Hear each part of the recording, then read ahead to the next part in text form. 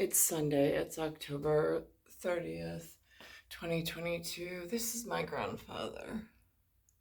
He's got those sunglasses. Look, well, my sunglasses, his are clear. He has clear vision. Mine's whatever. And this is the wall of everything that I have left of him, of his memories, of his experience.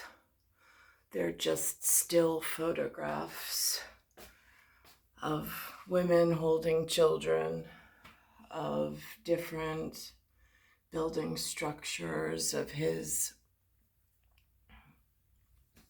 whatever he wore, and then his handwritten accounts in sometimes this, just for basket case, it says Vitore, vite, V-I-T, also en français. Doesn't go with quick, in rapido. Or schnell, if we're speaking tedesco, germano. So today's my third day I'm looking at myself as I'm running on Northern Boulevard, and I'm looking at my reflection in the windows as I go, and how slow my legs are at the pace that I'm at. And then I have to remind myself, I've been held in a deteriorated health state where my muscles have deteriorated. I haven't had enough oxygen at times.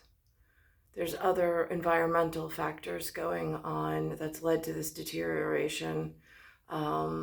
With the amount of energy I have on call and to expend, the kind locals somehow got me iron infusions and some B12 that has helped with, along with the 2 units of blood, so that has helped at least get me a little bit further. So at least I have, on the knife's edge, I have a way of putting myself back together a little bit. So I went by NYPD and I did one of these as I ran, or my attempt at running, but again, in like a POW MIA situation of first wife, or first wed.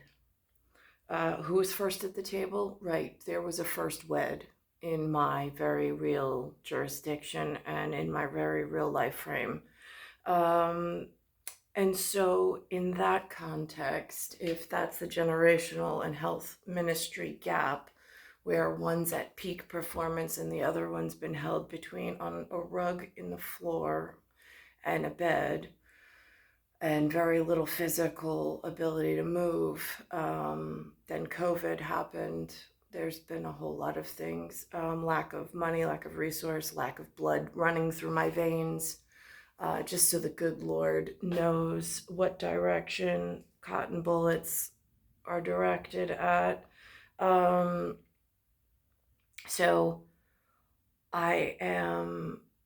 and in fact, actually, in bad sportsmanship, things that I noticed, some of the locals, I don't know if it's one of the passive aggressive moves. I'm running as fast as I possibly can, trying to keep my joints in alignment. And third day into this, so my hips are feeling like rigor mortis is setting in, like a corpse in a mortuary. But I'm still pushing through it and past it in a healthy, respectable, mindful way of my body mechanics to make sure I don't further damage anything.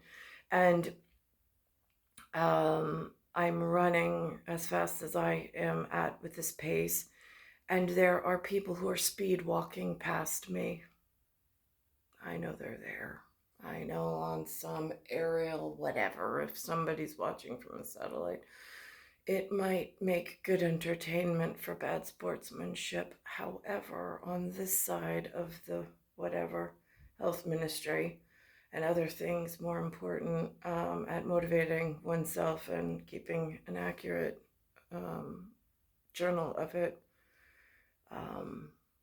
I'm proud of myself that I got all the way through it. I got up the third day and I'm just barreling on through with like blinders on to like the world around me. I mean, like I see them, I don't have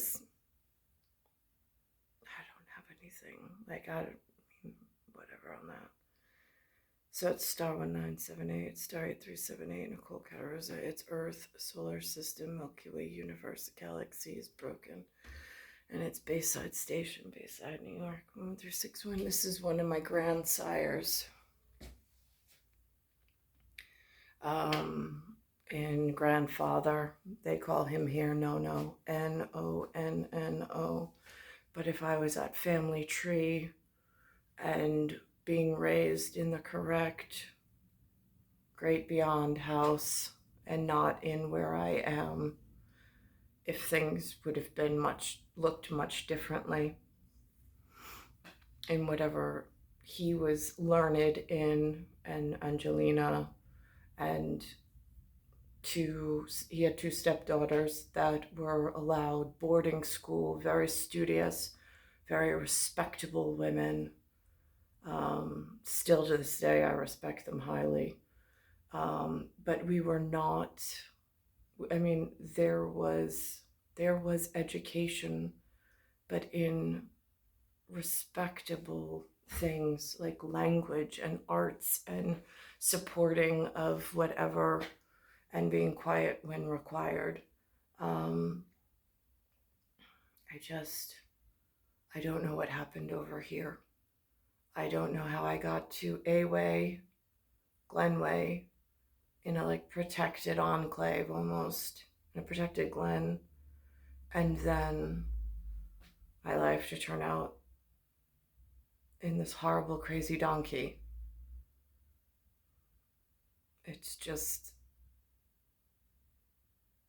and then now to have 4 children and have to relive the trauma that I never spoke about ever, for private journal, for whatever I've got going on, because I've been forced in another chapter of really dangerous whatever, and they need to know things, but I don't know how to tell them.